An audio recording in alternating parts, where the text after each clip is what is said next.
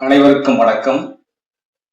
காலத்தின் அருமை கருதி என் கடிதம் தந்தி வேகத்தில் செல்லும். ரொம்ப தாமதமாகும்னு தெரியும். கொஞ்சம் வேகமாக பின்பற்றுங்கள். கவியரங்க தலைவர் கானம் பாடும் வானம் பாடியே, வானம் பாடி வானத்தில் மிதக்கும் மீனம் பாடி, கானம் பாடி காகுத்தன் கையில் இருக்கும் பானம் பாடி, மானம் பாடி மலர்கூந்தல் ஜானகியின் நாணம் பாடி, தானம் பாடி திருமறையின் ஞானம் பாடி, காட்பாடி கவுந்தப்பாடி எடப்பாடி ஏர்வாடி என்று ஊர் ஊராய் பாப்பாடி பறந்து வரும் வானம் பாடி. ஒரு வார்த்தை, நான் முதலிலேயே பாடிவிட்டேன், நான் முதல் பாடியே தவிர இடைப்பாடி இல்லை என்பதை உணரவில்லை. சமயம் இலக்கியம் அரசியல் என்று சகலத்தையும் பாடுகின்ற சகலப்பாடி. தமிழ் அலைகள் அடித்துக் கொண்டே இருக்கும் தரங்கம்பாடி, குன்றுகள் மணக்க வரும் குறிஞ்சி பாடி, இந்த வானம்பாடியால் பெருமை பெற்றது வாணியம்பாடி. ஐயா, நீங்கள் வாழப்பாடி வணங்குகிறேன் நான் வாழ்த்து பாடி. அப்பாடி பாடி. அனைவருக்கும் வணக்கம். முக்கிய ஆளுமைகளுக்கெல்லாம் தனித்தனியே எழுதி வைத்திருந்தேன். அதை அழுதாத கடிதம் தானே, அதெல்லாம் அது அடுத்த ஆண்டு வைத்துக் கொள்வோம். எழுதாத கடிதங்களை எழுதி வரச் சொன்னார்கள். கும்பகர்ணன் நான் இலக்குவனுக்கு எழுதுகிறேன். எழுதாத கடிதங்களை எழுதி வரச் சொன்னார்கள். கடிதம் எழுதுவதே மறந்து போன காலகட்டம் இது. கடிதம் எழுதுவதே மறந்து போன காலகட்டம் இது. எழுதுகிற பழக்கமே அழிந்து போய் டைப் பண்ணுகிற தலைமுறை இது. அதனால்தான் எல்லோரும் ஒரு டைப்பாகவே அலைகிறார்கள். தம்பி, இப்பொழுதெல்லாம் அவர்கள் வைத்திருக்கிற திரையில் கால்பந்தை கைகளால் விளையாடி கொண்டிருக்கிறார். நம் முகவரிகள் எழுத்துக்களாக இருந்தபோது கடிதங்கள் இருந்தன. நம் முகவரிகள் எழுத்துக்களாக இருந்தபோது கடிதங்கள் இருந்தன. நம் முகவரிகள் எண்களாக மாறிய பின்பு கடிதங்கள் தொலைந்தன. வாட்ஸ்அப்பில் வருபவை எண்ணுக்கு வரும் தகவல்கள். வாட்ஸ்அப்பில் வருபவை எண்ணுக்கு வரும் தகவல்கள். கடிதங்களில் வருபவை எண்ணற்ற எண்ணங்கள். வாட்ஸ்அப் என்பது இதயத்தின் படத்தை அனுப்புவது. வாட்ஸ்அப் என்பது இதயத்தின் படத்தை அனுப்புவது. கடிதம் என்பது இதயத்தையே படம் பிடித்து அனுப்புவது. வாட்ஸ்அப் என்பது வெறும் 2 டிக்குகள். எப்படி? வாட்ஸ்அப் என்பது வெறும் 2 டிக்குகள். கடிதம் என்பது இதயத்தின் டிக் டிக் டிக்குகள். அப்போதெல்லாம் உள்ளங்கையால் சோறெடுத்து நேரத்துக்கு சாப்பிட்டோம். அப்போதெல்லாம் உள்ளங்கையால் சோறெடுத்து நேரத்துக்கு சாப்பிட்டோம். இன்று உள்ளங்கையில் உள்ள ஒரு கருவி நம் நேரத்தை எல்லாம் சாப்பிடுகிறது. அது குழந்தைகளை கன்னத்தை தடுவதை விட செல்களைத்தான் அதிகமாக தடவி கொண்டிருக்கிறார்.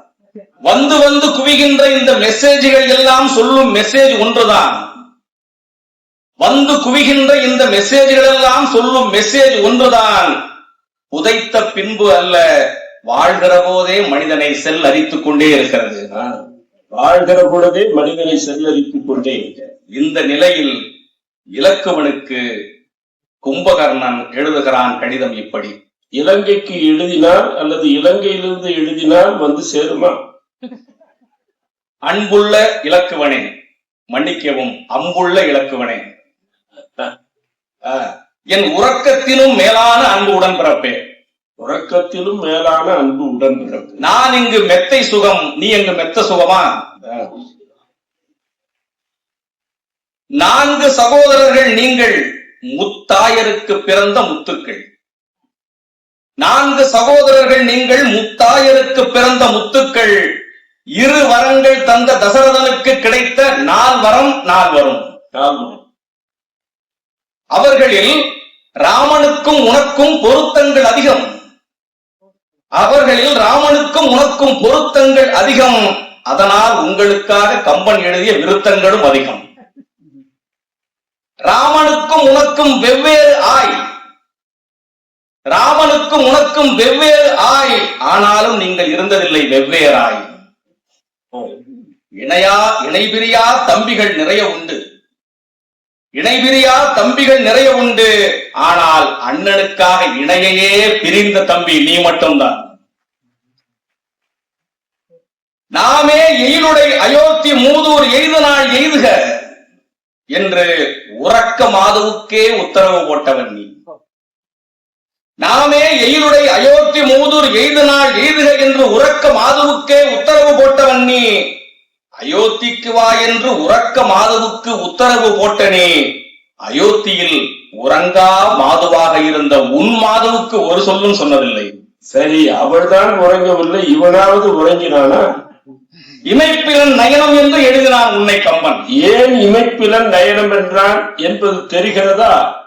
இவைகளுக்கு மேல் இவை அடிமை ஜோடி, அந்த ஜோடி கூட சேராமல் பார்த்து கொண்டால் ஜோடியை பிரிந்த இலக்குவன் என்பதுதான். இமைப்பிலன் நயனம் என்று எழுதினான் உன்னை கம்பன். இமைகளை போன்றவர்கள் தான் நீயும் நானும். நீயோ விழித்திருக்கும் இமைகளை விரும்புகிறவன், நானோ கவிழ்ந்திருக்கும் இமைகளை காதலிக்கிறவன்.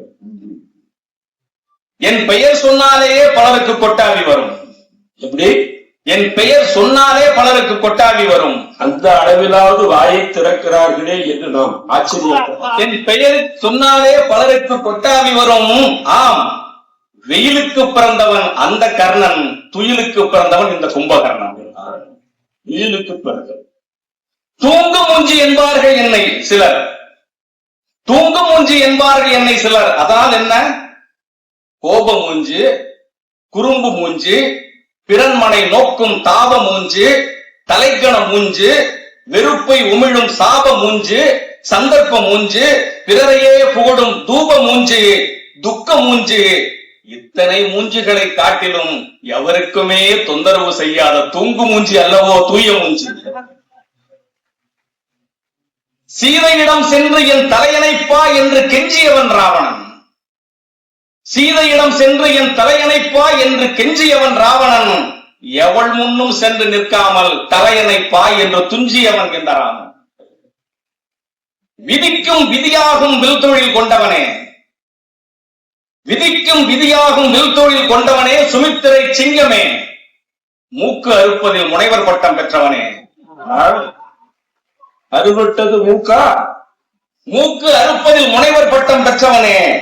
கம்பனின் பாத்திர படைப்புகளில் நீ ஆத்திர படைப்பு. கண்டாரே காதலிக்கும் கட்டழகன் ராமன், கண்டாரே காதலிக்கும் கட்டழகன் ராமன். அழகா என்றவளை அழைத்து ஆசை வைத்தவளை அலங்கோலப்படுத்தியது அழகா? அழகா? ராமனாவது சூர்பனகையின் காதலுக்கு கொஞ்ச நேரம் செவி சாய்த்தான். ராமனாவது கொஞ்ச நேரம் சூர்பனகையின் காதலுக்கு செவி சாய்த்தான். நீயோ ஒரு நொடியில் அவர் செவியே வெட்டி சாய்த்தான். ராமனின் ஃபேஸ் கட்டில் மயங்கி வந்தவளை நோஸ் கட் பண்ணியவன் நீ. எப்படி?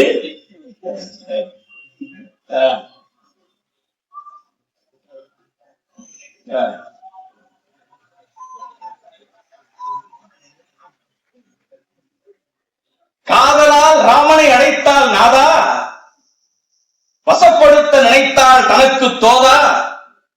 பர்ணசாலையிலிருந்து வெளிவந்தாள் சீதா, அவள் பேரழகுக்கு முன்னால் சூர்பனகை சாதா. இலக்குவனே இதில் என்ன கண்டாய் தீதா? இலக்குவனே இதில் என்ன கண்டாய் தீதா?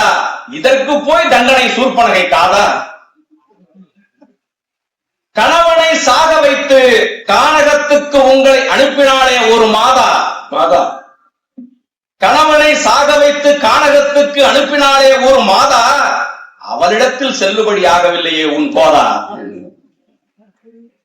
தாடகையை கொல்லும் முன் கூட ராமன் பெண்ணென மனத்திடை பெருந்தகை நினைத்தான். ஆனால் நீ முன்னம் முடியென சுமத்திரை சொல்லி அனுப்பினால் நீ பெண்ணின் பின்னம் முடியை பெற்றுக் கொண்டு அலைகிறாய். மான் வேண்டாம் என்று சீதையின் மனத்துக்கு வேலி கட்ட நினைத்த நீ, மான் வேண்டாம் என்று சீதையின் மனத்துக்கு வேலி கட்ட நினைத்த நீ உன் சினத்துக்கு வேலி கட்டி இருந்தால் இத்தனை சீரழிவு நிகழ்ந்திருக்காது. யார் அறுத்தவன் என்றாலும் தாய்மையின் மார் அறுத்தவனை வேர் அறுக்காமல் விடமாட்டார்கள் வீரர்கள். யார் அறுத்தவன் என்றாலும் தாய்மையின் மார் அறுத்தவனை வேர் அறுக்காமல் விடமாட்டார்கள் வீரர்கள். தங்கை மார் அறுத்தவனை விடுவரோ அண்ணன் மார், தங்கை மார் அறுத்தவனை விடுவரோ அண்ணன் மார். கவர்ச்சி அலைகளால் நாட்டை இழந்தவர்கள் நாங்கள். யாரு?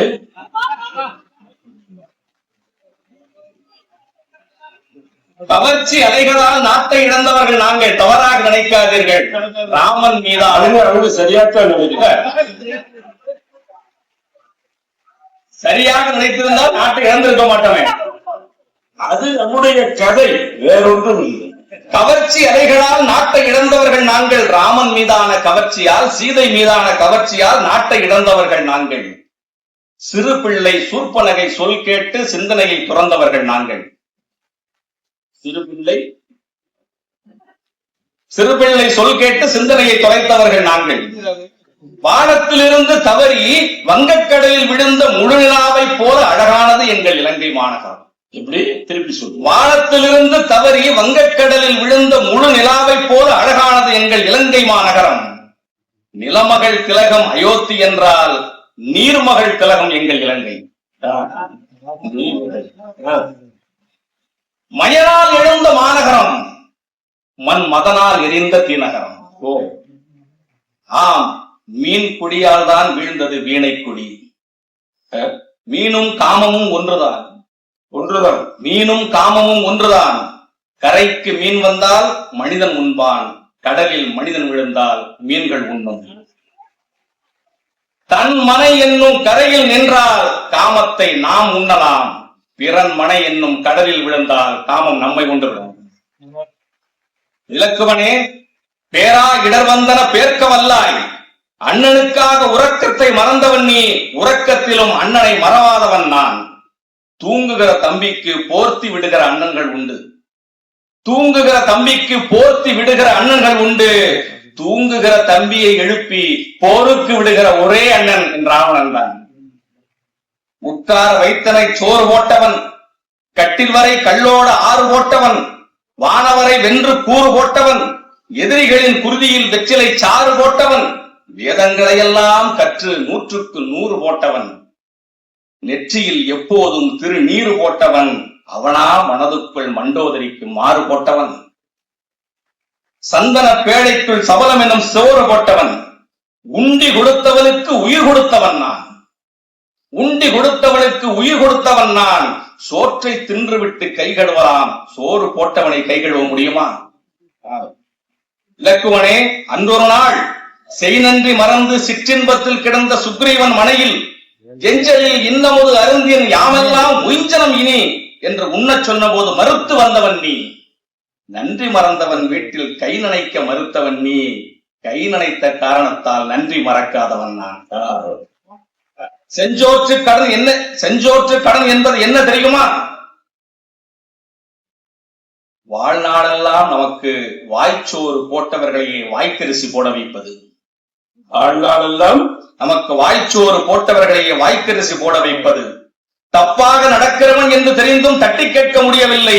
காரணம், என் உடம்பில் அவன் உப்பாக கிடக்கிறான் என்பதனால். ராவணன் தப்பானவன் தான், ஆனாலும் நான் தின்ற சோற்றுக்கு ஒப்பானவன். அவனுக்காக உயிர் கொடுத்த எனக்கு எவன் ஒப்பானவன்? நிறைவாக ஒரு செய்தி. போர்க்கோலம் கண்ட என்னை அலங்கோலப்படுத்தினீர்கள். கண்ட துண்டமாய் வெட்டிய என் தலையை ஏன் கடலில் எரிய சொன்னேன் தெரியுமா? வாழ்கிற போது மட்டுமல்ல, சாகிற போதும் கும்பகர்ணன் உப்பை மறக்காதம் என்பதை உலகிற்கு சொல்வதற்காக. சென்று வா இலக்குவனே, சென்று வா இலக்குவனே. அயோத்தியில் யாராவது கேட்டால் அவர்களிடத்திலே சொல், அரக்கர்கள் போரில் அவர்கள் பெற நினைத்த வெற்றிகளை எல்லாம் தோல்வியாக்கினோம். அரக்கர்கள் போரில் அவர்கள் பெற நினைத்த வெற்றிகளை எல்லாம் தோல்வியாக்கினோம்.